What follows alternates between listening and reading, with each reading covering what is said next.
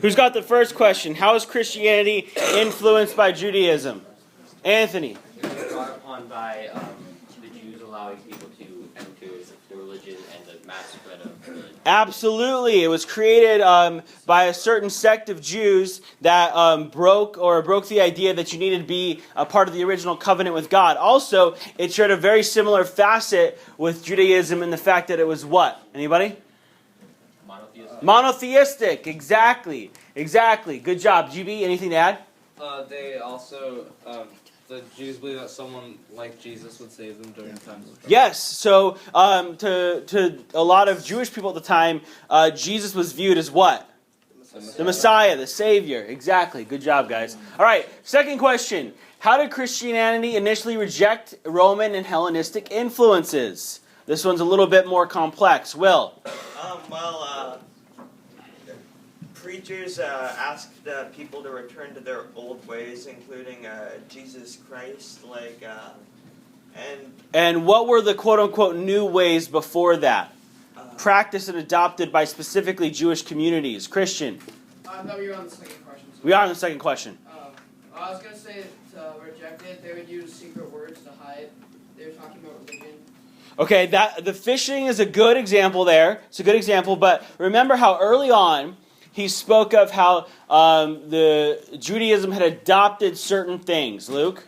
Oh, this is different. Okay. I was just thinking how they didn't acknowledge that the emperor was a god. Yes, that's part of it. They didn't acknowledge the emperor was God, but we're missing the big piece here. Anybody, Anthony? Well, Romans also believed in the Messiah, and the Jews adopted that from them, kind of. No, the Jews had the Messiah piece sort of before the Greeks and the Romans. Brandon? Did Christianity believe that the poor were better? That's for sure. That was basically Christianity rejecting everybody. You remember that's why it's such a radical thing. Okay, let me try to guide you there in a little bit. Early on in the video, he spoke how specifically Judaism, remember because it was spread out into different parts of sort of the Middle East and creeping up into Eastern Europe there, right? How initially Judaism had adopted what kind of principles and ideas, mainly because they were the thing to do in that region. Yes? I was going to say, maybe because they spread out so much because they were persecuted, they kind of went away from all of it. They did go away from certain ideas of Judaism, and Judaism started adopting what kind of principles? Yes? I was going to say for the initial question that maybe it was because the Romans were Hellenistic, they were polytheistic while the Christians were monotheistic. Okay, yeah. We're getting distracted. Okay, I'm going to feed it to you guys, okay? So early on, because of Jewish diaspora, there were certain Jewish communities, specifically in the Mediterranean, that started adopting Roman and Hellenistic principles. Okay, like architecture and Roman and Greek culture, right?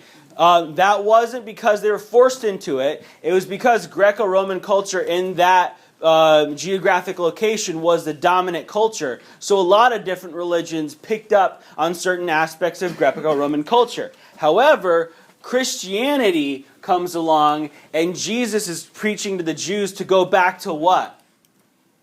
To go back to what? The old ways. And abandon what?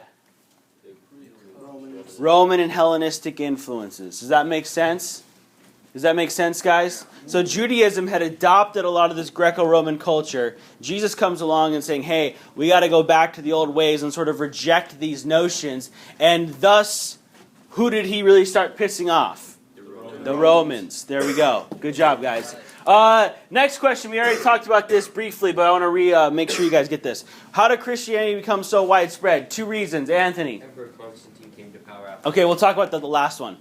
That's exactly the last question. Yes? The Jewish diaspora. Diaspora. So the Jewish diaspora, what is that? Explain that. It's basically where they all spread apart and they had no specific land or religion. Yes, because they were taken over, the Jewish community spread out, and therefore they were in a lot of different areas, sort of planting these seeds for Christianity to grow. The second was what, Jacob?